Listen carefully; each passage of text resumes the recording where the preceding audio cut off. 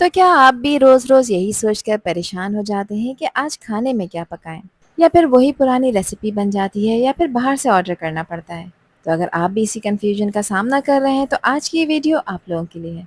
आज आप लोगों के साथ शेयर कर रही हूँ एक कंप्लीट 6 डेज़ मील प्लान जिसमें हर दिन के लिए एक न्यू टेस्टी और प्रैक्टिकल रेसिपी होगी। इस प्लान में आपको मिलेगी बजट फ्रेंडली रेसिपीज़ भी और रेस्टोरेंट स्टाइल रेसिपीज़ भी, ताकि घर का खाना कभी भी बोरिंग ना लगे।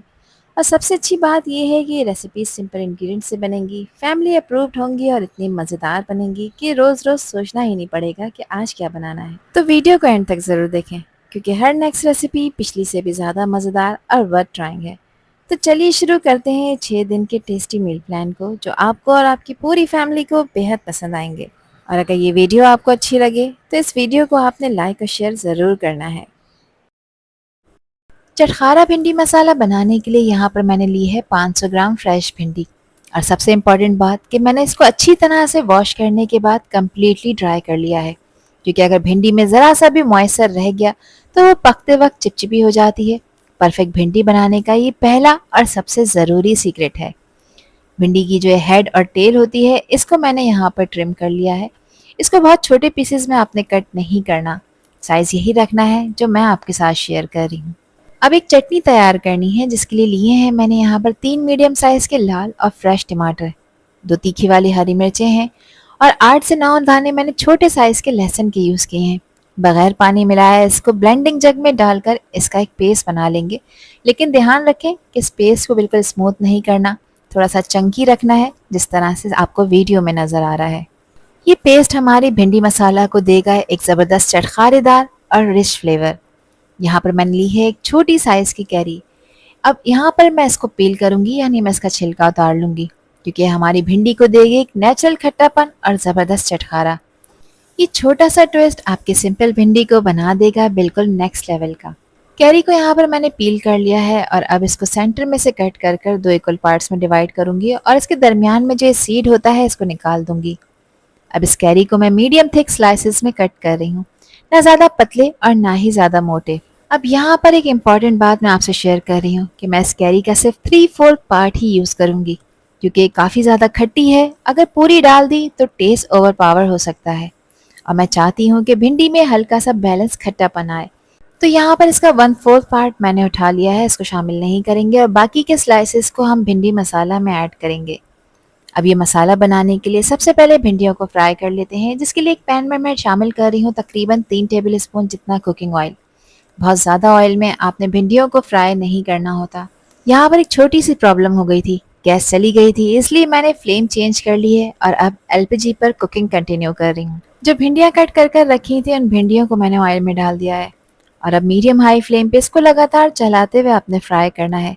इस पॉइंट पर आपने ज़्यादा ऑयल का यूज़ नहीं करना, क्योंकि ज़्यादा ऑयल भिंडी को हैवी और ऑयली बना देता है और इसका नेचुरल टेस्ट भी दब जाता है और कलर भी ख़राब हो जाता है। लेस ऑयल में फ्राई करने से भिंडी लाइट रहती है। यहाँ पर एक बड़े साइज़ की मैंने प्याज ली है और प्याज के स्लाइसेस को मैंने थोड़ा मोटा मोटा काट लिया है, बहुत बारीक नहीं करना। बहुत बारीक करेंगे तो प्याज यहाँ पर मशी हो जाएगी। मीडियम स्लाइस रखने का रीज़न ये है कि प्याज यहाँ पर सिर्फ हल्की सी सॉफ्ट हो, ताकि इसका टेक्सचर भी फील हो और टेस्ट भी इन्हेंस करे। 1 टीस्पून इसमें मैंने डाला है नमक और हाफ टी स्पून हल्दी का पाउडर भी शामिल करूँगी। ये सिर्फ 2 ही स्पाइसेस इसमें जाएंगे और लगातार भिंडी को फ्राई करेंगे हम तकरीबन 3 से 4 मिनट के लिए।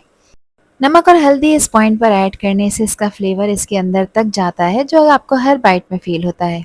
अब तकरीबन 4 मिनट के लिए मीडियम हाई फ्लेम पे लगातार चलाते हुए इसको फ्राई करेंगे, ताकि भिंडी में मौजूद जो वाटर कंटेंट होता है वो कम हो जाए और वो चिपचिपी ना हो। अगर आप ज़्यादा फ्राई करेंगे तो वो ड्राई और हार्ड हो सकती है, और कम फ्राई करेंगे तो मसाला पूरी तरह से इस पर कोट नहीं होगा। तकरीबन 4 मिनट हो गए हैं, यहाँ फ्राई हो गई है। अब इसको निकाल कर आपने एक प्लेट में रखना है। अब अगेन एक पैन में मैं शामिल कर रही हूँ आधा कप कुकिंग ऑयल। ऑयल को मीडियम फ्लेम पे गरम करेंगे और जो पेस्ट बनाकर रखा था टमाटर, हरी मिर्च और लहसुन का, ये इसमें ऐड करेंगे। अब इस पेस्ट को आपने ऑयल में पकाना है तकरीबन 4 से 5 मिनट के लिए, ताकि इसमें से ऑयल सेपरेट होना शुरू हो जाए। साथ ही जो कैरी कट कर कर रखी थी स्लाइसेस में, उसको भी इस पॉइंट पर ऐड कर देंगे।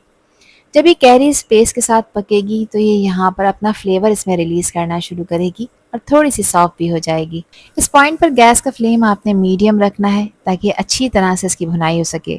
कुछ मसाले ऐड कर रही हूँ, हाफ टी स्पून डाल रही हूँ नमक, क्योंकि नमक ऑलरेडी भिंडियों में भी ऐड कर चुके हैं। 1 टीस्पून इसमें क्रश हुआ हुआ धनिया शामिल किया है। कुटी लाल मिर्चें 1 टीस्पून है। पिसी लाल मिर्चों का इस्तेमाल भी हाफ टी स्पून कर रही हूँ। और मिर्चों की क्वांटिटी आप अपने टेस्ट के हिसाब से कम और ज़्यादा कर सकते हैं।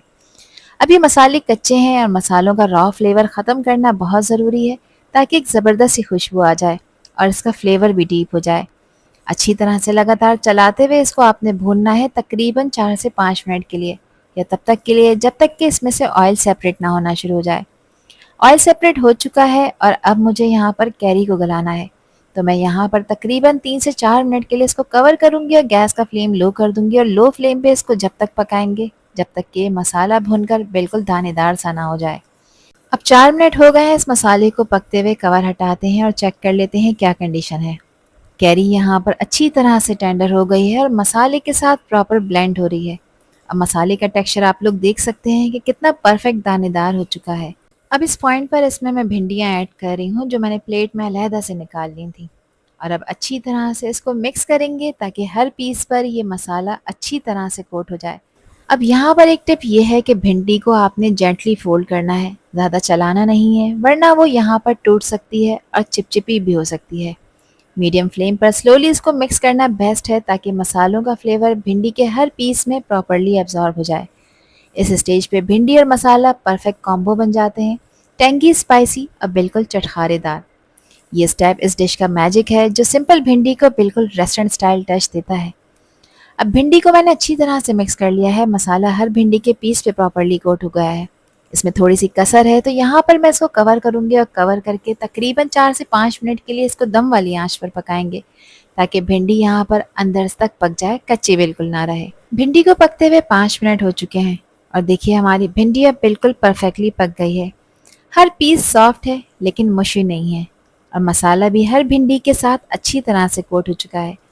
इस स्टेज पे भिंडी का कलर भी ब्राइट है और एपेटाइजिंग लग रहा है, और वो चटखारेदार फ्लेवर दे रही है जो हम चाहते थे। इसको मज़ीद फ्लेवरफुल बनाने के लिए 1 टेबल स्पून इसमें मैंने लेमन जूस डाला है, और आखिर में अच्छी खुशबू और जायके के लिए इसमें शामिल कर रही हूँ मैं बारीक कटा हुआ हरा धनिया। अब अच्छी तरह से इसको मिक्स कर लेंगे। ये स्टेज प्रूफ है कि हमारी डिश बिल्कुल रेडी हो चुकी है। मसाला भिंडी कैरी का परफेक्ट कॉम्बिनेशन तैयार है सर्व करने के लिए। एक खूबसूरत सी प्लेट में चटखारेदार मसाला भिंडी को सर्व कर लेते हैं। हर पीस परफेक्टली कोटेड है मसालों से, और कलर भी आप लोग देख सकते हैं कितना ब्राइट और टेम्पटिंग लग रहा है। इसे गरम गरम रोटी पराठे के साथ एंजॉय करें और हर बाइट का चटखारा फ्लेवर फील करें। ये सिंपल से ट्रिक और प्रॉपर कुकिंग स्टेप ही इस डिश को बिल्कुल रेस्टोरेंट स्टाइल बना देते हैं। सॉफ्ट जूसी ये कोफ्ते बनाने के लिए सबसे पहले मैं एक पैन में शामिल कर रही हूँ 1 कप जितना कुकिंग ऑयल। ऑयल को मीडियम फ्लेम पे गरम करेंगे। अब इसमें ऐड कर रही हूँ मैं 2 बड़े साइज़ की प्याज, जिसको मैंने बारीक स्लाइस में कट कर लिया है। अब प्याज को लगातार चलाते हुए मीडियम फ्लेम पे आपने इसको बिल्कुल ऐसे ही फ्राई करना है जैसे कोरमे की प्याज को फ्राई किया जाता है। इस स्टेज पे पेशेंस रखना बहुत ज़रूरी है, क्योंकि जितनी अच्छी तरह से प्याज फ्राई होगी उतना ही करी का टेस्ट और भी ज़्यादा रिच और फ्लेवरफुल बनेगा। प्याज यहाँ पर देखें ब्राउन हो चुकी है। बस इनको निकालेंगे और निकाल कर आपने इनको किसी पेपर टॉवल पर रखना है या फिर किसी स्ट्रेनर में, ताकि प्याज बिल्कुल देर तक क्रिस्पी रहे। ध्यान रखें कि प्याज को ओवरकुक नहीं करना। अगर इसका कलर ज़्यादा डार्क हो गया तो फिर ये कड़वी भी हो जाएगी और ग्रेवी का कलर खूबसूरत नहीं आएगा। कोफ्ते बनाने के लिए 1.5 टेबल स्पून लिया है मैंने खसखस का। 1 टीस्पून इसमें पिसा हुआ नारियल है। 4 टेबल स्पून मैंने बेसन लिया था, जिसको मैंने भून लिया है। इन तीनों चीज़ों को मिक्सी में डालकर इसका एक फाइन सा पाउडर बनाकर तैयार कर लेंगे, ताकि ये तीनों चीज़ें आपस में वेल कंबाइन हो जाएं। यहाँ पर पाउडर बन चुका है, इसको उठाकर एक साइड में रखते हैं और बाकी की तैयारी कर लेते हैं। यहाँ मैंने कुछ सब्जियाँ ली हैं, जिसमें 2 कप है हरा धनिया, 1 मीडियम साइज़ की प्याज है, 5 से 6 बड़े साइज़ के लहसुन के जवे हैं, और 8 मैंने तीखी वाली हरी मिर्चों का इस्तेमाल किया है। मिर्चों की क्वांटिटी आप अपने टेस्ट के हिसाब से कम ज़्यादा कर सकते हैं। सारी सब्जियों को यहाँ पर मैंने एक चॉपर में डाल दिया है। ये मेथड बहुत इजी और टाइम सेविंग है, स्पेशली जब आपको जल्दी या फिर क्वांटिटी ज़्यादा बनानी हो। इसको फाइनली चॉप कर लेंगे। अगर सब्जियों को आप कीमे के साथ चॉप करते हैं तो ये इतनी फाइनली चॉप नहीं हो पाती। तो यहाँ सारी सब्जियों को मैंने अच्छी तरह से चॉप कर लिया है। अभी कोफ्ते बनाने के लिए यहाँ पर मैंने लिया है 1 किलो बीफ का कीमा।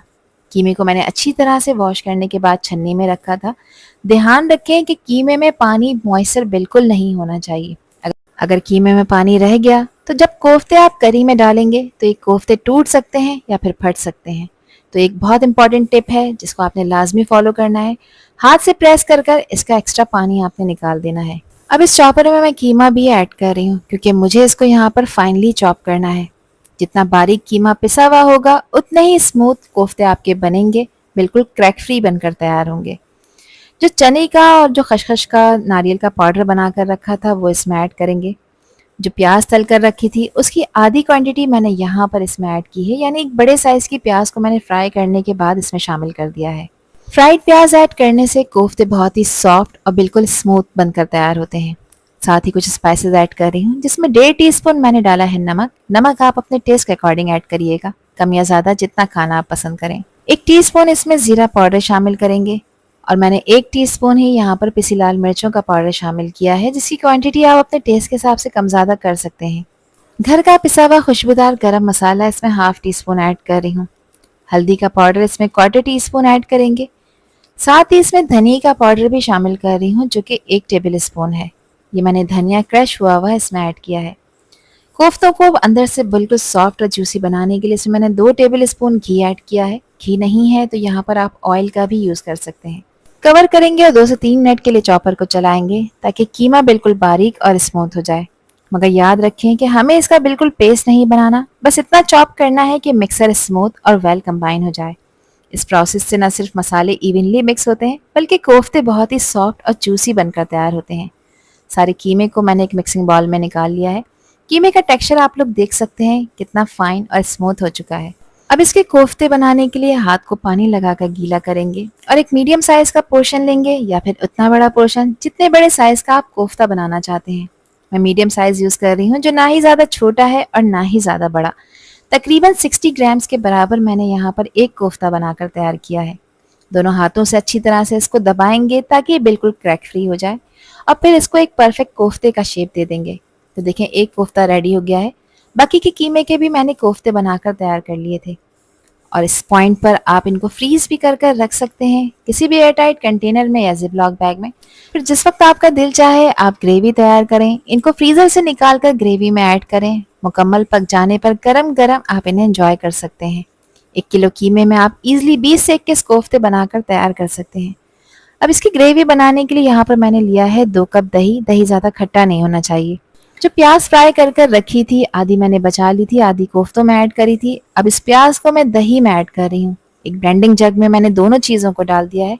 अच्छी तरह से इसको ब्लेंड करेंगे और एक स्मूथ सा पेस्ट बनाकर तैयार कर लेंगे। अब इसकी ग्रेवी बनाने के लिए मैंने वही ऑयल यूज़ किया है जिस ऑयल में मैंने प्याज को फ्राई करा था। इसमें कुछ खड़े गरम मसाले शामिल कर रही हूँ जिसमें 2 तेज पत्ते हैं, 10 से 12 साबित काली इलायची हैं, एक बड़े साइज़ की काली इलायची है, 4 से 5 लौंगे हैं और 3 सब्ज इलायचियों का भी इस्तेमाल किया है। इन सारे मसालों को ऑयल में कुछ सेकंड्स के लिए क्रैकल करेंगे ताकि इनकी खुशबू इसमें आ जाए। और अब इसमें मैंने 3 टेबल स्पून डाला है अदरक और लहसुन का पेस्ट। अदरक लहसुन का इस्तेमाल मैंने थोड़ा ज़्यादा करा है ताकि ग्रेवी का फ्लेवर इन्हेंस हो और यहाँ पर इसका टेक्सचर भी बिल्कुल परफेक्ट हो जाए। अदरक लहसुन को ऑयल में कुछ सेकंड्स के लिए फ्राई करेंगे ताकि इसका जो रॉ फ्लेवर है वो बिल्कुल ख़त्म हो जाए। अब साथ ही इसमें कुछ मसाले ऐड कर रही हूँ। तो सबसे पहले मैंने इसमें डाला है नमक जो कि 1.5 टीस्पून है। नमक आप अपने टेस्ट के अकॉर्डिंग डालिएगा। 2 टीस्पून इसमें पिसी लाल मिर्चों का पाउडर भी शामिल कर रही हूँ। मिर्चें आप अपने टेस्ट के हिसाब से कम और ज़्यादा कर सकते हैं।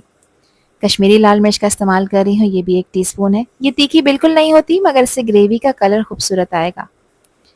1.5 टीस्पून मैंने इसमें धनिया का पाउडर शामिल किया है। हल्दी का पाउडर भी इसमें 1/2 टीस्पून ऐड कर रही हूँ। अब मसाले कच्चे हैं और इनको भूनना बेहद ज़रूरी है ताकि इनकी रॉ स्मेल ख़त्म हो जाए। लगातार चलाते हुए 4 से 5 मिनट के लिए आपने इनकी भुनाई करनी है। इस पॉइंट पर आपको लगे कि मसाले जल रहे हैं तो आप इसमें आधा कप पानी भी शामिल कर सकते हैं। पानी शामिल करने के बाद मीडियम फ्लेम पे लगातार चलाते हुए 4 से 5 मिनट के लिए इसको बहुत अच्छी तरह से भून लेंगे ताकि मसालों का कच्चापन बिल्कुल ख़त्म हो जाए और ऑयल इसमें से सेपरेट नज़र आना शुरू हो जाए। तो देखिए ऑयल सेपरेट हो चुका है, मसाले अच्छी तरह से भुन चुके हैं। ये निशानी है कि यहाँ पर भुनाई कंप्लीट हो गई है। अब जो दही और प्याज का पेस्ट बनाकर रखा था वो इसमें ऐड करेंगे और ये पेस्ट ऐड करते वक्त गैस का फ्लेम लो कर दिया करें या बंद कर दिया करें, क्योंकि जब इसमें दही आप डालेंगे ताकि इसमें लम्स ना बने। लगातार चलाते हुए इसको पकाएंगे और इस पेस्ट की भी आपने भुनाई करनी है। तो तकरीबन 10 से 12 मिनट का टाइम लाजमी लगेगा। आसपास छींटे ना उड़ें इसलिए मैं इसको कवर कर रही हूँ। और अब लो मीडियम फ्लेम पे मैं इसको पकाऊंगी, इसकी भुनाई करूंगी ताकि इसमें से बिल्कुल ऑयल सेपरेट हो जाए। यहाँ पे तकरीबन 12 से 13 मिनट के लिए मैंने इसकी भुनाई की है। आप लोग देख सकते हैं कि ऑयल सेपरेट हो चुका है, ग्रेवी कितनी दानेदार हो गई है। यहाँ मैं आपको ग्रेवी की कंसिस्टेंसी चेक करा देती हूँ, जो कि एक परफेक्ट करी की पहचान होती है। इस स्टेज पे मसाले का टेक्सचर ना ज़्यादा ड्राई है और ना ही इसमें पानी है, बल्कि बिल्कुल परफेक्ट है और रिच लग रहा है। यहाँ पर मैंने इसको एक बड़े बर्तन में शिफ्ट कर दिया है क्योंकि अब मुझे इसमें कोफ्ते ऐड करना है। कोफ्ते को इसमें 1 बाय 1 करके ऐड करते जाएंगे और कोफ्ते डालते वक्त गैस का फ्लेम बिल्कुल लो कर दिया करें ताकि मसाला ना जले। कोफ्तों के दरमियान आपने स्पेस ज़रूर रखनी है, इनको ओवरलैप नहीं करना है वरना ये आपस में एक दूसरे के साथ मिलकर टूट भी सकते हैं। सारे कोफ्तों को मैंने इसमें डाल दिया है।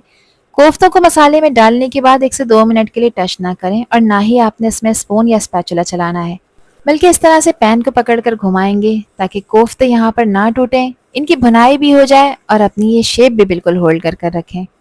अब इसे कवर करेंगे और कवर करके कोफ्तों को तकरीबन 5 से 6 मिनट के लिए आपने पकाना है।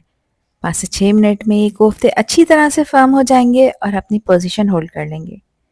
6 मिनट बाद मैंने इसका कवर हटाया है, आप लोग सिचुएशन देख सकते हैं।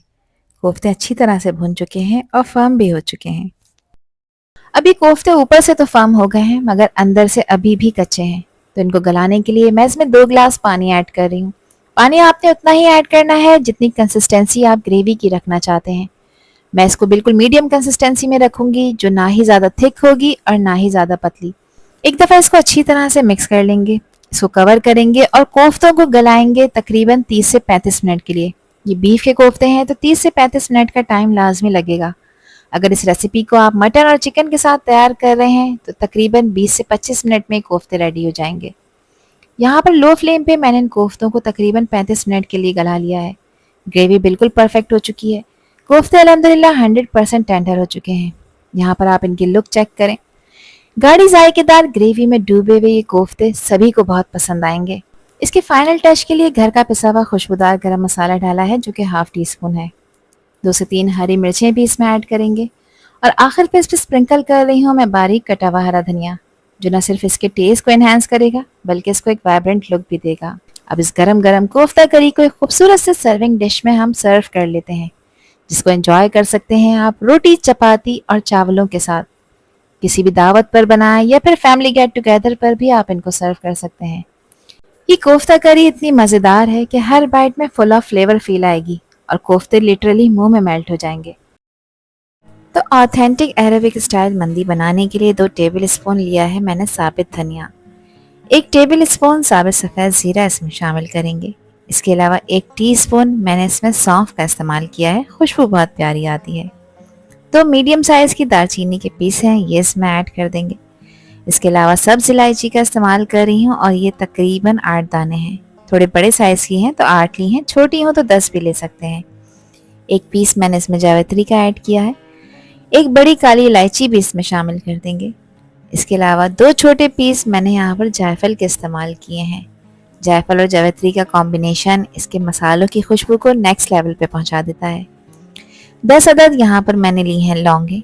इसके अलावा 1 टीस्पून साबित काली मिर्चों का इस्तेमाल कर रही हूँ। अब इन सभी गरम मसालों को मैं थोड़ी सी देर के लिए रोस्ट कर रही हूँ। ये स्टेप काफ़ी इम्पॉर्टेंट है क्योंकि जब हम मसाले को हल्का सा ड्राई रोस्ट करते हैं तो उनकी असली खुशबू निकल कर आती है और फ्लेवर और भी ज़्यादा गहरा हो जाता है। इनको रोस्ट करते वक्त मसालों का कलर थोड़ा सा चेंज हो जाता है और एक खुशबू आने लगती है जो मंदी राइस को एकदम लजीज बनाती है। यहाँ पर अब गैस का फ्लेम ऑफ करेंगे। प्यारी सी खुशबू आने लग गई है। पैन की हीट से ओवर कुक ना हो तो इसको पहले एक डिश में निकाल लेंगे। इसको कम्प्लीटली ठंडा करना है आपने। फिर ठंडा करने के बाद मिक्सी में डालकर इसका एक फाइन सा पाउडर बनाकर तैयार कर लेना है। पाउडर बना लिया है। अब आपने करना यह है कि इसमें से 4 टीस्पून या 2 टेबल स्पून पाउडर अलग निकाल कर रखना है। क्यों रखना है ये मैं आगे आपको वीडियो में बताती हूँ। अब जो ये बाकी का आधा मसाला है इसमें मज़ीद कुछ स्पाइसेस ऐड कर लेते हैं। तो सबसे पहले 1 टेबल स्पून मैं इसमें शामिल कर रही हूँ नमक। नमक आप अपने टेस्ट के अकॉर्डिंग रखिएगा। 2 टीस्पून मैंने इसमें पिसी लाल मिर्चों का इस्तेमाल किया है और मिर्चों की क्वांटिटी भी आप अपने टेस्ट के अकॉर्डिंग इस्तेमाल किया करें, जितनी खाना आप पसंद करें। 1 टीस्पून मैंने इसमें कश्मीरी लाल मिर्च डाली है। ये तीखी नहीं होती मगर इससे कलर बहुत खूबसूरत आता है। इसके अलावा 1 टीस्पून अच्छे फ्लेवर के लिए मैं चाट मसाला शामिल कर रही हूँ। चिकन के कलर को खूबसूरत बनाने के लिए वैसे तो इसमें ज़ाफ़रान का यूज़ किया जाता है। इस वक्त मेरे पास अवेलेबल नहीं था, तो एक चुटकी मैंने रेड फूड कलर डाला है और एक चुटकी ही मैंने इसमें ऑरेंज फूड कलर डाला है। ये ऑप्शनल है, बस कलर के लिए ऐड होते हैं, अदरवाइज़ आप इसे स्किप कर सकते हैं। क्वार्टर टी-स्पून मैंने इसमें हल्दी का शामिल किया है और 2 बड़े साइज़ के लीमू थे जिसका रस निकाल कर इसमें ऐड कर दिया है। इसके अलावा अदरक लहसुन का पेस्ट इसमें 2 टेबल स्पून ऐड करूँगी और साथ ही इसमें शामिल कर रही हूँ मैं कुकिंग ऑयल। कुकिंग ऑयल फ़िलहाल मैंने 3 टेबल स्पून डाला है। ऑयल डालने से ये होता है कि जब ये मसाले आप चिकन पर लगाते हैं तो ये चिकन पर प्रॉपरली स्टे करते हैं और उतरते नहीं हैं और अंदर तक एब्जॉर्ब होते हैं। अच्छी तरह से इसको मिक्स कर लेंगे और यहाँ पर देखें परफेक्ट सा पेस्ट तैयार हो गया है। इस पेस्ट की कंसिस्टेंसी आपने थिक रखनी है ताकि ये मसाले चिकन पे प्रॉपरली कोट हो सकें और उतरे नहीं। तो ये मसालों का पेस्ट मंदी की जान है, क्योंकि इसमें सभी मसालों का फ्लेवर इकट्ठा होकर इस मंदी को और भी ज़्यादा स्ट्रांग बना देता है। तो चले अब इस मंदी को बनाने के लिए चिकन की कटिंग कर लेते हैं, जिसके लिए ली है यहाँ पर मैंने 1200 ग्राम चिकन के पीसेस, जिसमें 3 लेग पीस हैं और 1 ब्रेस्ट पार्ट मैंने इस्तेमाल किया है। इस पे गहरे कट्स लगाएंगे दोनों साइड्स पे। कट्स लगाना इसलिए ज़रूरी है कि जब आप इस पे मसाला लगाएं तो मसाला सिर्फ सरफेस पर ही नहीं बल्कि चिकन के अंदर तक एब्जॉर्ब हो जाए। इससे हर एक बाइट अंदर से जूसी और फ्लेवरफुल बनता है। कट्स हमेशा थोड़े गहरे लगाने चाहिए, लेकिन इतने गहरे भी नहीं कि चिकन के पीसेस टूट जाएं, बस इतने कि मसाले इसमें अच्छी तरह से अंदर तक पहुंच सकें। ये ट्रिक मंदी का असली टेस्ट निकाल कर लेकर आती है, क्योंकि दम पर पकने के बाद चिकन की हर लेयर मसालों से भरी हुई होती है। अब जो मसाला तैयार कर रखा था पेस्ट, वो इसके ऊपर अच्छी तरह से अप्लाई करेंगे। जितनी अच्छी आप इसकी मैरिनेशन करेंगे, जितनी अच्छी तरह से आप मसाले लगाएंगे, उतने ही परफेक्ट रिजल्ट मिलेंगे। तो यहाँ पर चिकन के पीसेस में जिसके गहरे कट्स लगाए थे मैंने, उसमें भी मैंने प्रॉपर मसाला फिल कर दिया है। तमाम पीसेस पे मसाला लगा चुकी हूँ। अब इसको रेस्ट देंगे 4 घंटे का टाइम है, तो आप इसे पूरी रात के लिए रखें, जिससे आपको इसके रिजल्ट शानदार मिलेंगे। अब एक बड़े पैन में मैंने डाला है आधा कप कुकिंग ऑयल और जो चिकन के पीसेस मैरिनेट कर रखे थे वो इसमें ऐड कर देंगे। पैन के हिसाब से 3 लेग पीसेस मैं यहाँ पर पका रही हूँ और एक अलहदा से ब्रेस्ट पीस को मैं अलग से पका रही हूँ। यहाँ पर इसको पकाने का पर्पज़ ये है कि चिकन के ऊपर एक लाइट गोल्डन क्रस्ट आ जाए, जो टेस्ट को और भी ज़्यादा लजीज बना दे। फ्राई करने से चिकन की आउटर लेयर क्रिस्पी हो जाती है और अंदर से हिस्सा जूसी ही रहता है। 2-2 मिनट के लिए दोनों साइड्स को मैंने हाई फ्लेम पे फ्राई करा है और अब इसे कवर करके फ्लेम लो कर देंगे और लो फ्लेम पे इसको तकरीबन 15 से 20 मिनट के लिए पकाएंगे। टाइम टू टाइम आपने इसकी साइड ज़रूर चेंज करनी है। जब तक चिकन गल रही है, जब तक इसकी मज़ेदार चटनी तैयार कर लेते हैं, जिसके लिए यहाँ पर ली है मैंने 4 अदद बड़ी वाली हरी मिर्चें। ये तीखी नहीं होती, मगर इससे क्वांटिटी ज़्यादा बन जाती है। एक मुट्ठी इसमें हरा धनिया शामिल कर देंगे। इसके अलावा 2 मीडियम साइज़ के टमाटरों का भी मैंने इस्तेमाल किया है। लहसुन के जवे शामिल कर रही हूँ, जो कि बड़े साइज़ के हैं और ये 6 अदद हैं। छोटे हैं तो आप इसकी क्वांटिटी बढ़ा सकते हैं। 2 टेबल स्पून इसमें लेमन जूस ऐड करेंगे। इसके अलावा 1 टीस्पून मैं इसमें नमक शामिल कर रही हूँ। 2 से 3 टेबल स्पून मैं इसमें पानी ऐड करूँगी। ज़्यादा पानी का इस्तेमाल नहीं करना, वरना चटनी पतली हो जाएगी। बस अब अच्छी तरह से इसको ब्लेंड कर लेंगे और देखें परफेक्ट सी चटनी बनकर तैयार हो गई है, जो मंदी के साथ बेस्ट कॉम्बिनेशन बनाएगी। इस चटनी को आप दूसरे मील्स के साथ भी इंजॉय कर सकते हैं। ये बहुत ही टेस्टी बनकर तैयार होती है। चिकन के पीसेस को पकते हुए तकरीबन 20 मिनट हो गए हैं। लो फ्लेम पे मैंने इसे पकाया है और ये बिल्कुल अच्छी तरह से गल चुके हैं, अंदर से सॉफ्ट और टेंडर हो चुके हैं। मसाले पूरी तरह से चिकन में एब्जॉर्ब हो चुके हैं। इस वजह से हर पीस का फ्लेवर बहुत ही लजीज बन गया है। अब इन पीसेस को केयरफुली ऑयल से निकाल लेंगे ताकि ये ओवर कुक ना हो। मंदी राइस बनाने के लिए यहाँ पर मैंने लिए हैं 750 ग्राम बासमती राइस। चावल आपने अच्छी क्वालिटी के लेने हैं ताकि खिले खिले चावल बनकर तैयार हों।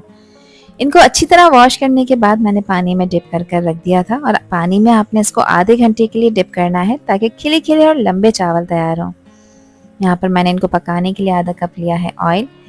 इसमें शामिल कर रही हूँ मैं कुछ ड्राई फ्रूट्स, जिसमें 15 से 16 बादाम है और 15 से 16 मैंने यहाँ पर काजू का इस्तेमाल किया है।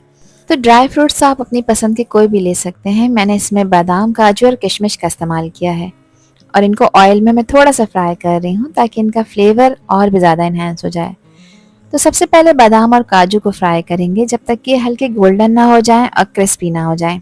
जैसे इनका कलर चेंज होगा तो इस पॉइंट पर मैं इसमें ऐड कर दूंगी किशमिश। ये तकरीबन 1/4 कप है और जैसे इनका कलर चेंज होगा, एक प्यारी सी खुशबू आएगी, तो आपने इनको कुछ सेकंड्स फ्राई करने के बाद इसमें से निकाल लेना है ताकि ओवर कुक ना हो। निकाल कर अलहदा से इन्हें प्लेट में रखें। जिस वक्त हम मंदी को सर्व करेंगे तो उस वक्त इनको गार्निश करेंगे। किशमिश डालकर इसको बहुत ज़्यादा नहीं पकाना, कुछ सेकंड्स के लिए फ्राई करना है क्योंकि ये जल्दी से फूल जाती है। अब उसी ऑयल में मैंने 2 मीडियम साइज़ की प्याज ली हैं जिसको बारीक चॉप कर लिया है। प्याज को कुछ देर के लिए इसमें फ्राई करेंगे, मगर ध्यान रखिएगा इसका कलर चेंज नहीं होना चाहिए, यानी इसको ओवर कुक नहीं करना, सिर्फ इसका मॉइस्चर ख़त्म करना है। 3 बादियान के फूल इसमें अच्छी खुशबू के लिए शामिल कर देंगे और अब प्याज को मीडियम फ्लेम पे फ्राई करेंगे। ये स्टेप मंदी के चावलों का टेस्ट और कलर दोनों के लिए बहुत इंपॉर्टेंट है। प्याज को हल्का गोल्डन कलर तक फ्राई करना है ताकि इसका मीठा फ्लेवर और खुशबू चावलों के साथ परफेक्टली मिक्स हो जाए। 1 टेबल स्पून मैंने इसमें अदरक लहसुन का पेस्ट शामिल किया है और अदरक लहसुन के पेस्ट के साथ भी इसको कुछ सेकंड्स के लिए फ्राई करना है ताकि इसका कच्चापन बिल्कुल ख़त्म हो जाए। इसको थोड़ा सा तीखा फ्लेवर देने के लिए यहाँ पर मैंने 4 से 5 हरी मिर्चें ली थी तीखी वाली, जिसका पेस्ट बनाकर इसमें शामिल किया है। मिर्चों की क्वांटिटी आप अपने टेस्ट के अकॉर्डिंग कम ज़्यादा कर सकते हैं। अब इसको थोड़ा सा भून लेंगे। ये स्टेप इम्पॉर्टेंट होता है क्योंकि इसी से डिश का असली फ्लेवर निकल कर आता है। जब मसाला प्रॉपर भुन जाता है तो ऑयल अलग हो जाता है और हल्की सी खुशबू हवा में फैल जाती है। जो मंदी का मसाला 4 टीस्पून अलहदा से उठाकर रखा था, अब वो मसाला इसमें ऐड कर देंगे। इस वक्त मसाले को लगातार चलाना बहुत ज़रूरी है ताकि नीचे से ना जलें। मसाले ना जलें तो इस पॉइंट पर मैं इसमें आधा कप पानी ऐड कर रही हूँ ताकि इनका रॉ फ्लेवर भी ख़त्म हो जाए और ये प्रॉपर भुन जाएं और जलें भी नहीं। जैसे ही ऑयल अलग नज़र आने लगेगा, मसाले स्मूथ पेस्ट की तरह से हो जाएंगे तो समझ लीजिएगा कि ये बिल्कुल रेडी हो चुके हैं। 2 चिकन के क्यूब अच्छे फ्लेवर के लिए मैंने इसमें ऐड किए हैं। ये ईजिली आपको किसी भी अच्छे सुपर स्टोर से मिल जाएंगे।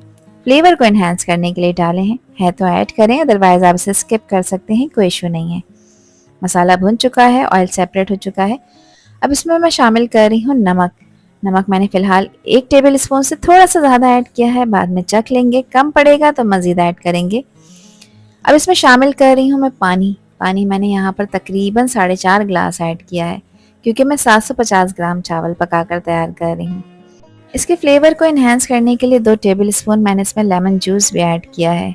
पानी में बॉईल आ चुका है तो अब इसमें ऐड कर देंगे चावल। चावलों का एक्स्ट्रा पानी निकाल दिया है, स्ट्रेनर में मैंने इसे डाला था और अभी चावल इसमें डाल देंगे।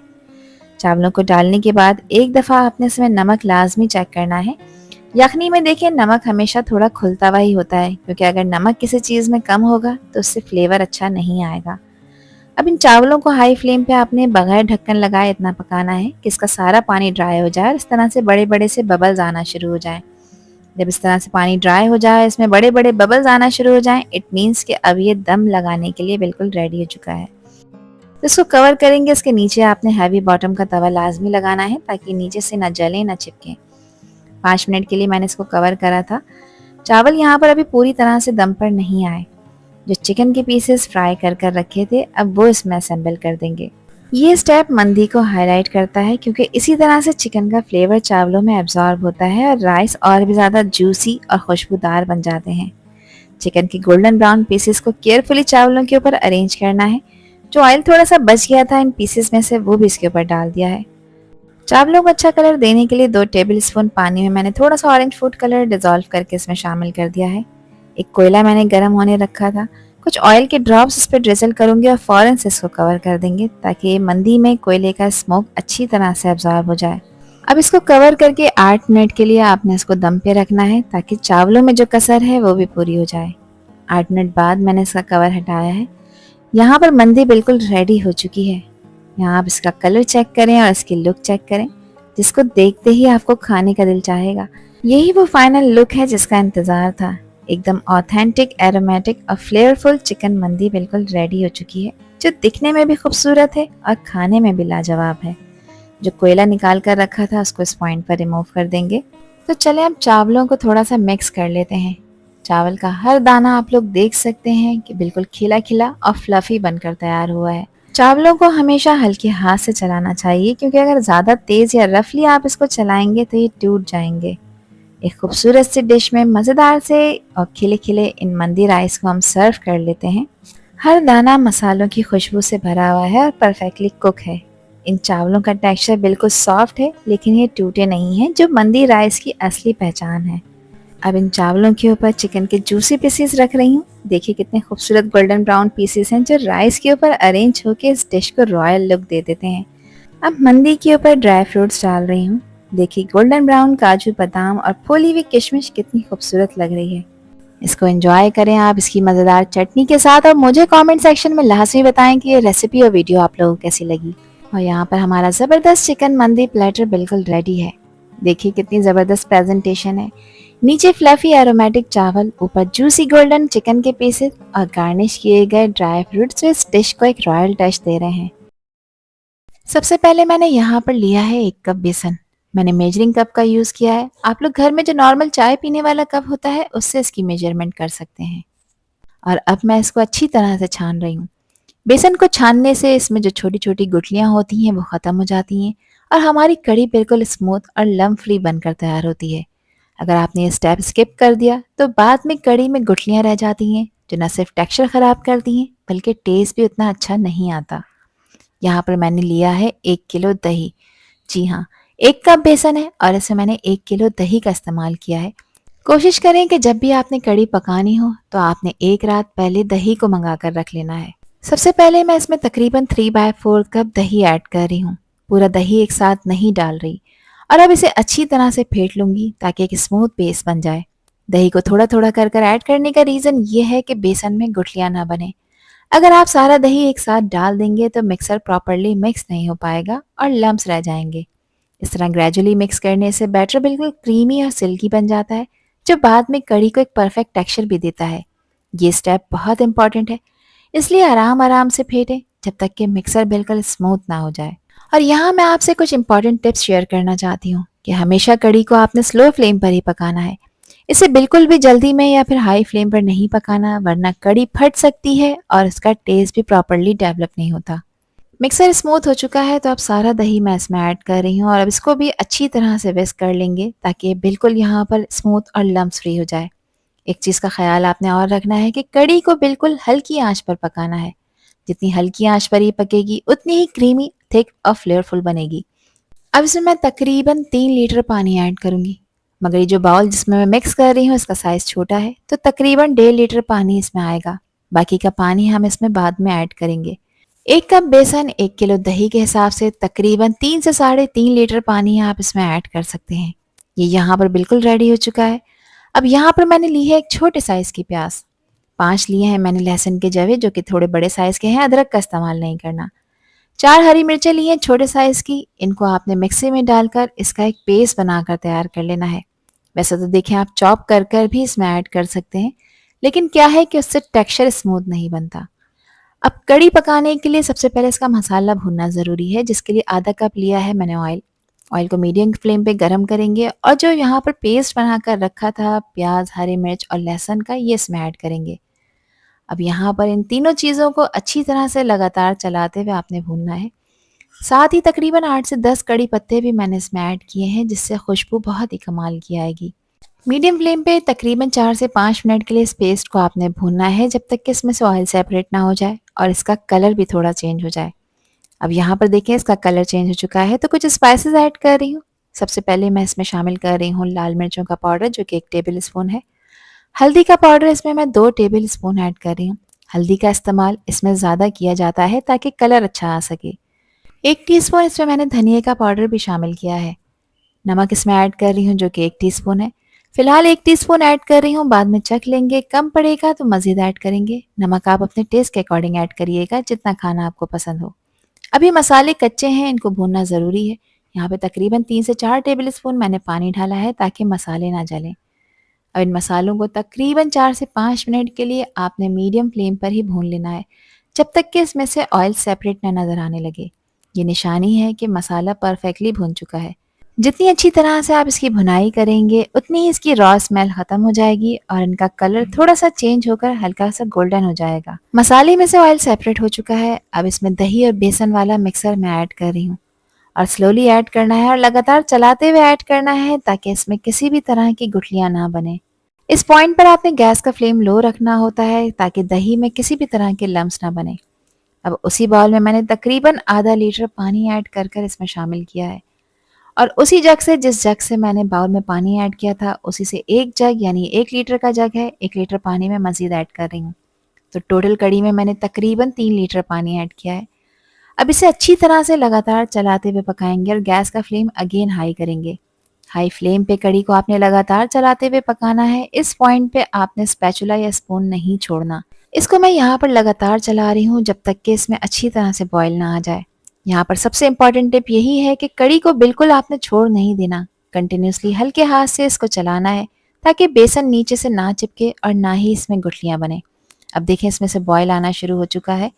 अब मैंने स्पून को यहाँ पर रख दिया है और अब इस पॉइंट पर मैं इसमें नमक ऐड कर रही हूँ जो कि तकरीबन 1 टेबल स्पून है। नमक आप अपने टेस्ट के अकॉर्डिंग ऐड करिएगा। गैस का फ्लेम मैंने लो कर दिया है। अब कड़ी को पकाएंगे लो फ्लेम पे। कड़ी को लो फ्लेम पे पकाना है और तकरीबन 15 से 20 मिनट के बाद लगातार आपने स्पून स्पैचुला से इसको चलाना भी है ताकि नीचे से ना ही जले और ना ही चिपके। इसको तकरीबन आपने 2 घंटे के लिए पकाना है और गैस का फ्लेम लो रखना है। कड़ी का मतलब होता है काढ़ना, तो इसको लो फ्लेम पर ही आपने पकाना है जब तक कि यहाँ पर एक रिच क्रीमी टेक्सचर ना मिल जाए। अब पकोड़े बनाने के लिए यहाँ पर मैंने लिया है 1.5 कप बेसन मेजरिंग कप को यूज़ करते हुए। बेसन को मैं अच्छी तरह से छान लूँगी। बेसन को छानने से इसमें जो छोटी छोटी गुठलियाँ होती हैं वो ख़त्म हो जाती हैं और बैटर बिल्कुल स्मूथ और एयरी बनकर तैयार होता है, जिससे पकोड़े और भी ज़्यादा सॉफ्ट और फ्लफ़ी बनकर तैयार होते हैं। अगर आप बेसन को बिना छाने ही इसमें ऐड करेंगे और पकोड़े तैयार कर लेंगे तो इससे पकोड़े हैवी और हार्ड बन जाते हैं। इसलिए इस स्टेप को आपने बिल्कुल भी स्किप नहीं करना। जिस कप से मैंने बेसन को मेजर करा था उसी कप से मैंने इसमें 1 कप पानी ऐड किया है और अच्छी तरह से इसको फेंटेंगे ताकि ये बिल्कुल लम्स फ्री और स्मूथ हो जाए।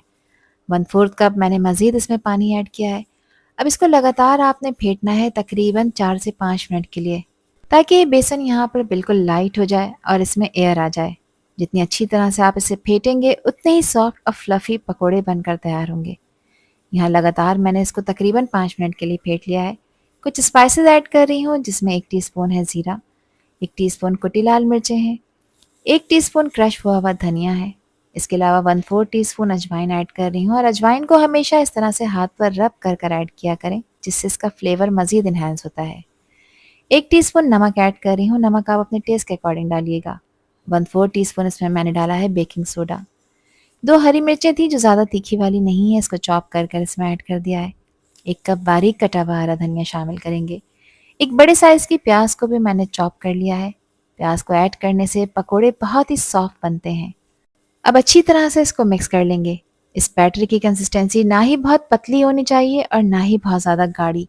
बिल्कुल परफेक्ट मीडियम कंसिस्टेंसी रखनी है ताकि पकोड़े बिल्कुल परफेक्ट टेक्सचर के साथ तैयार हों। यहाँ पर अच्छी तरह से मैंने इसे मिक्स कर लिया है। अब आपने इसको रेस्ट देना है तकरीबन 15 मिनट के लिए।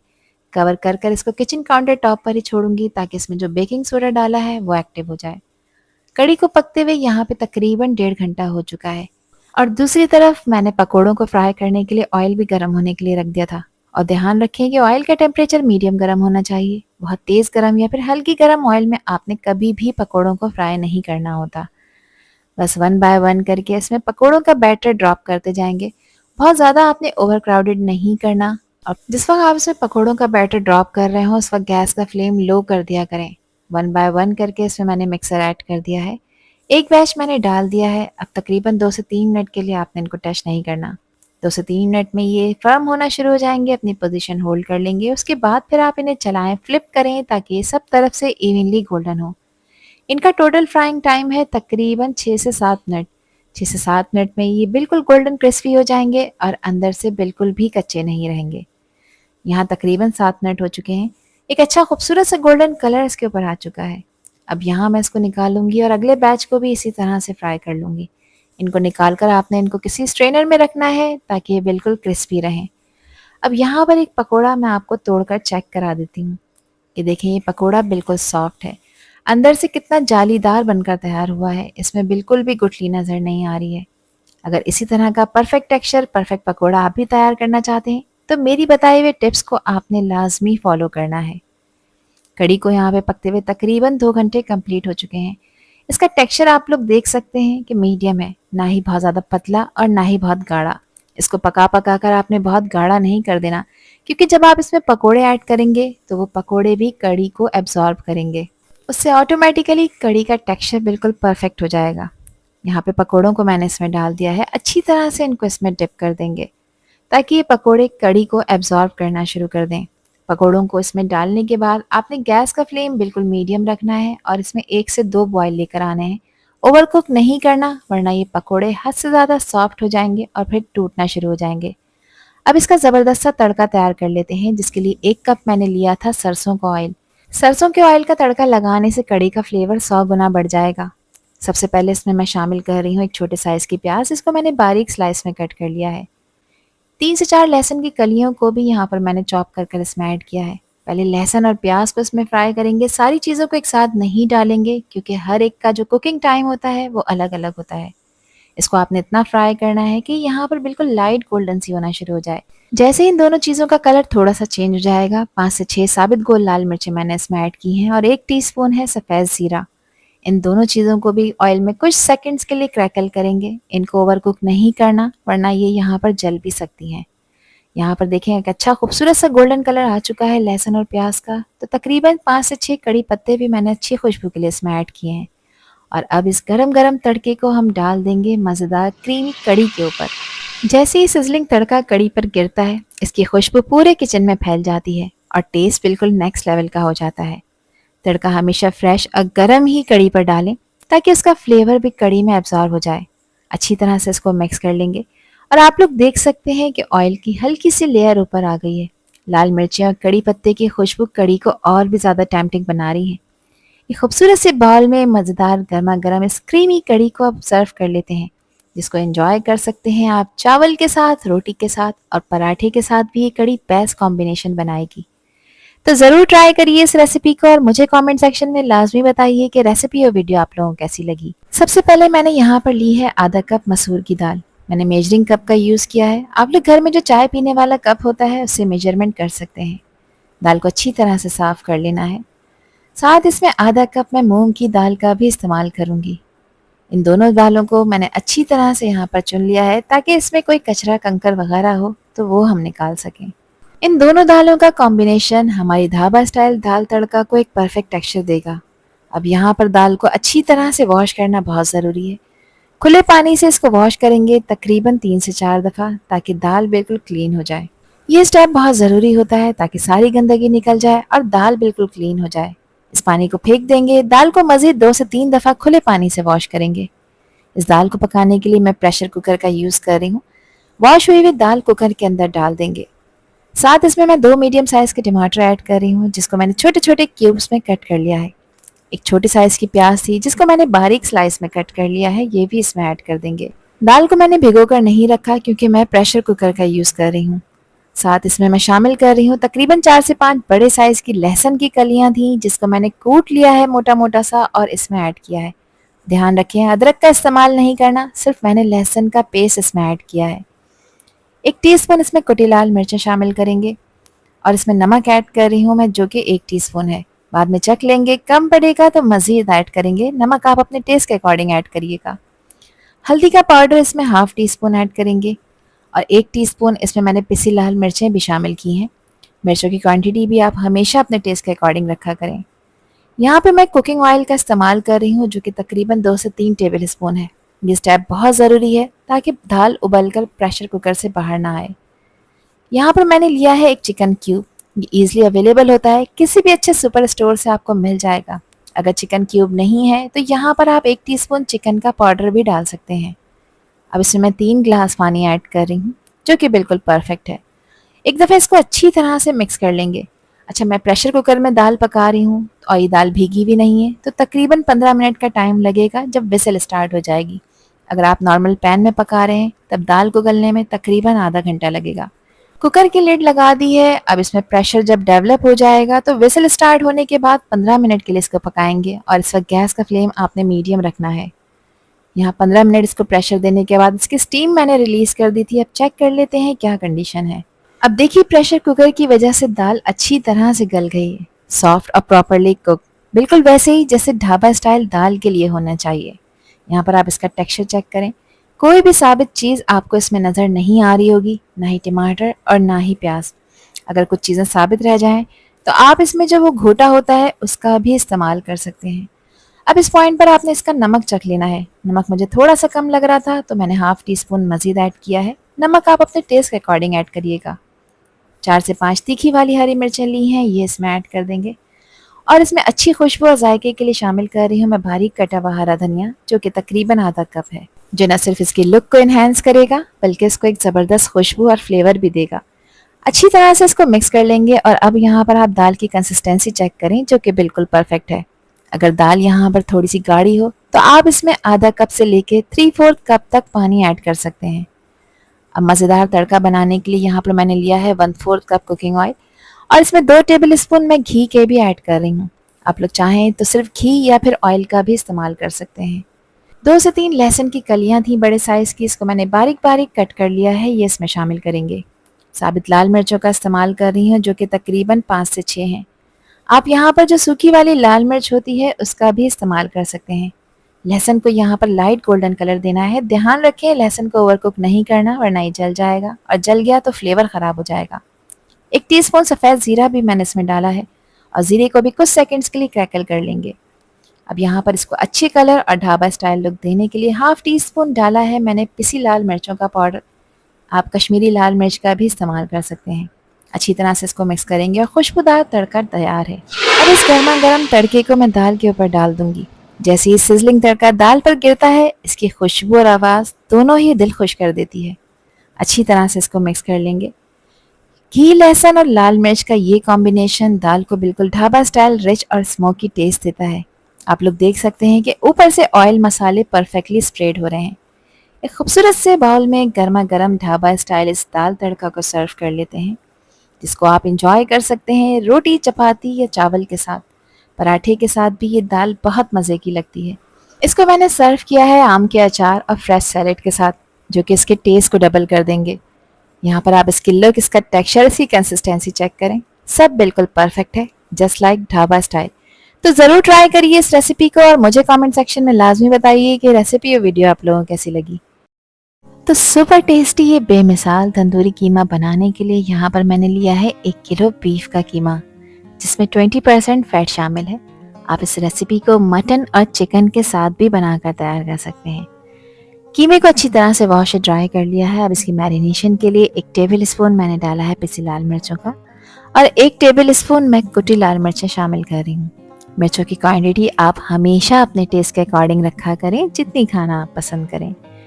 इसको अच्छा कलर देने के लिए इसमें कश्मीरी लाल मिर्च का भी इस्तेमाल कर रही हूँ, जो कि 1.5 टीस्पून है। ये तीखी नहीं होती, मगर इससे कलर बहुत खूबसूरत आएगा तंदूरी कीमे का। हस्बे जायका इसमें नमक शामिल करेंगे। मैंने नमक 1.5 टीस्पून ऐड किया है। नमक आप अपने टेस्ट के अकॉर्डिंग ऐड करिएगा। 1/2 टीस्पून यहाँ पर मैं हल्दी का पाउडर ऐड कर रही हूँ, जो कि हमारे तंदूरी कीमे को एक खूबसूरत गोल्डन कलर देगी। 1.5 टेबल स्पून यहाँ पर मैंने क्रश हुआ धनिया ऐड किया है। धनिया का पाउडर ऐड नहीं करना, क्रश कर कर ऐड करना है, जिससे कीमे का टेक्सचर परफेक्ट आएगा। 1 टेबल स्पून इसमें मैंने जीरे का पाउडर ऐड किया है। घर का पिसा हुआ खुशबूदार गरम मसाला इसमें 1/2 टीस्पून ऐड कर रही हूँ। ये काफ़ी स्ट्रांग है, आप लोग चाहें तो 1 टीस्पून तक ऐड कर सकते हैं। इसकी रेसिपी अभी रिसेंटली मैंने अपने चैनल पर अपलोड की है। 2 टेबल स्पून इसमें अदरक लहसुन का पेस्ट ऐड करेंगे। ये मेरे पास 3 मीडियम साइज की फ्राइड प्याज हैं, जो कि तकरीबन 1/2 कप के बराबर हैं, ये इसमें ऐड की है। प्याज को मैंने क्रश कर लिया है, यानी चूरा बनाकर इसमें ऐड किया है। 4 टेबल स्पून मैंने इसमें कुकिंग ऑयल ऐड किया है। ऑयल के एडिशन से ये सारे मसाले कीमे के अंदर तक एब्जॉर्ब हो जाएंगे और कुकिंग के टाइम इसका टेक्सचर और भी ज़्यादा जूसी और सॉफ्ट होगा। 6 टेबल स्पून यानी तकरीबन 1 कप के बराबर मैंने इसमें दही ऐड किया है।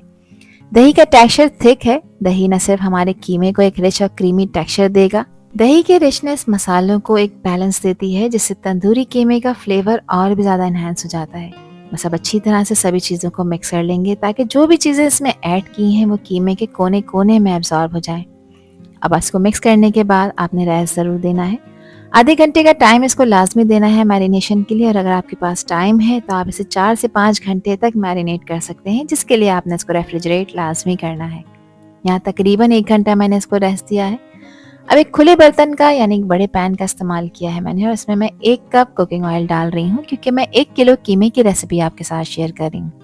ऑयल गर्म हो जाएगा थोड़ा सा तो इसमें कुछ खड़े गरम मसाले ऐड किए हैं, जिसमें 4 से 5 ली हैं मैंने साबित लाल मिर्चें, एक छोटा दालचीनी का पीस है, इसके अलावा 4 अदद सब्ज इलायचियाँ हैं, 5 से 6 लौंगे हैं, 1/2 टीस्पून है साबित काले मिर्चें, और 1 टीस्पून मैंने साबुत सफ़ेद ज़ीरे का इस्तेमाल किया है। इन खड़े गरम मसालों को ऑयल में कुछ सेकंड्स के लिए फ्राई करेंगे। ध्यान रखिएगा मसालों को ओवर कुक नहीं करना। जैसे एक प्यारी सी खुशबू आना शुरू हो जाएगी मसालों में से, तो इसमें ऐड कर दूंगी मैं कीमा जिसको मैरिनेट कर कर रखा था। अब कीमे को ऑयल में डालने के बाद गैस का फ्लेम हाई करना है और कीमे की अच्छी तरह से भुनाई करनी है 4 से 5 मिनट के लिए। इस पॉइंट पर आप जैसे जैसे कीमे को भूनेंगे इसका कलर और टेक्सचर दोनों चेंज होना शुरू हो जाएंगे। अब भूनने का स्टेप बहुत ही इंपॉर्टेंट होता है क्योंकि भूनने से तंदूरी टेक्सचर और मसालों का असली टेस्ट निकल कर आता है। आप लोग देखते हैं कि जैसे जैसे कीमा भुनता जाता है ऑयल इसकी सरफेस पर आना शुरू हो जाता है। ये साइन है कि मसाला परफेक्टली कुक हो रहा है। इस भुनाई से कीमे का कलर और भी ज़्यादा गहरा हो जाता है और टेस्ट डबल हो जाता है। तो इस स्टेप को स्किप मत कीजिएगा क्योंकि यही बेमिसाल तंदूरी कीमे का सीक्रेट है। तो यहाँ तकरीबन 4 से 5 मिनट मैंने इसे भूना है। अब 4 मीडियम साइज के टमाटर थे जिसको मैंने पेस्ट बनाकर इसमें ऐड किया है। आप लोग चाहें तो छोटे छोटे क्यूब्स में भी इसको कट कर कर ऐड कर सकते हैं, लेकिन क्या है कि पेस्ट बनाकर अगर आप ऐड करेंगे तो कीमे में किसी भी तरह का छिलका नहीं आएगा, कीमे का टेक्सचर बिल्कुल स्मूथ हो जाएगा।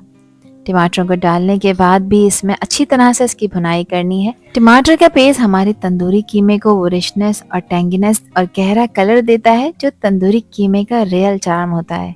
इस स्टेज पे टमाटरों को अच्छी तरह से भूनना बहुत ज़रूरी है क्योंकि जब तक टमाटर अपना रॉ फ्लेवर नहीं छोड़ेंगे और ऑयल इसमें से सेपरेट नहीं होगा, जब तक कीमे का मसाला परफेक्टली डेवलप नहीं होगा।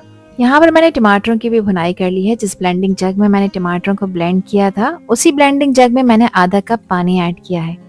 और अब इसको तंदूरी फ्लेवर देने के लिए 1 टेबल स्पून मैंने इसमें तंदूरी मसाला ऐड किया है। किसी भी अच्छी ब्रांड का आप लोग ले सकते हैं। अब यहाँ पर मुझे कीमे को प्रॉपर पकाना है, यानी इसको गलाना है। तो अच्छी तरह से मिक्स कर लेंगे। पानी इसमें मैंने ऐड किया है। अब इसको कवर करेंगे, कवर करके लो फ्लेम पे इसको पकाएंगे तकरीबन 20 से 25 मिनट के लिए। और टाइम टू टाइम आपने इसको चलाते रहना है ताकि कीमा इसमें इवनली पके, ना जले और ना ही चिपके। 25 मिनट हो चुके हैं। कीमे को मैंने बिल्कुल लो फ्लेम पे पकाया था। ऑयल आप लोग देख सकते हैं इसकी सरफेस पे फ्लोट हो रहा है, पानी ड्राई हो चुका है। कीमा अब यहाँ पर अच्छी तरह से गल चुका है, इसका टेक्सचर एकदम सॉफ्ट हो चुका है। इस स्टेज पर मैं इसमें क्रीम ऐड कर रही हूँ जो कि कीमे को वो रिच और वेलवेटी रेस्टोरेंट स्टाइल फिनिश देगी। आप लोग चाहें यहाँ पर दूध की मलाई का भी इस्तेमाल कर सकते हैं। ये क्रीम मैंने यहाँ पर तकरीबन 5 टेबल स्पून इसमें ऐड की है, यानी तकरीबन आधे कप से थोड़ी सी ज़्यादा। क्रीम का ये टच मसालों की तेज़ी को परफेक्टली बैलेंस कर देता है, कलर और भी ज़्यादा गहरा ग्लॉसी बनाता है और बाइट में एक ज़बरदस्त क्रीमी तंदूरी फ्लेवर लेकर आता है। जैसे ही क्रीम मिक्स होती है ग्रेवी स्मूथ हो जाती है और कीमे का टेस्ट लिटरली लेवल अप हो जाता है। 4 से 5 हरी मिर्चें ली हैं जो कि तीखी वाली हैं, इसमें ऐड करेंगे, जिसकी क्वांटिटी आप अपने टेस्ट के हिसाब से कम ज़्यादा कर सकते हैं। जुलियन में कटी हुई अदरक के स्लाइसेस इसमें डाल दिए हैं और आखिर में इसकी गार्निशिंग के लिए मैं स्प्रिंकल कर रही हूँ बारीक कटा हुआ हरा धनिया। अब यहाँ पर इसको स्मोकी टच देने के लिए मैंने एक कोयला गर्म होने रख दिया था। कुछ ऑयल के ड्रॉप्स इसके ऊपर ड्रिजल करूंगी। अब बस फौरन से इसको कवर कर देंगे ताकि कोयले का स्मोक कीमे के कोने कोने में अच्छी तरह से एब्जॉर्ब हो जाए। बस गैस का फ्लेम ऑफ करेंगे और 2 मिनट के लिए इसको कवर करेंगे। ये स्मोक वाला स्टेप इस डिश का रियल गेम चेंजर है। 2 मिनट हो चुके हैं। यहाँ पर मैंने देखे सा कवर हटाया है, खुशबुएं शानदार आ रही हैं। जो कोयला यहाँ पर स्मोक देने के लिए रखा था इसका काम खत्म हुआ, बस इसको यहाँ से रिमूव कर देंगे।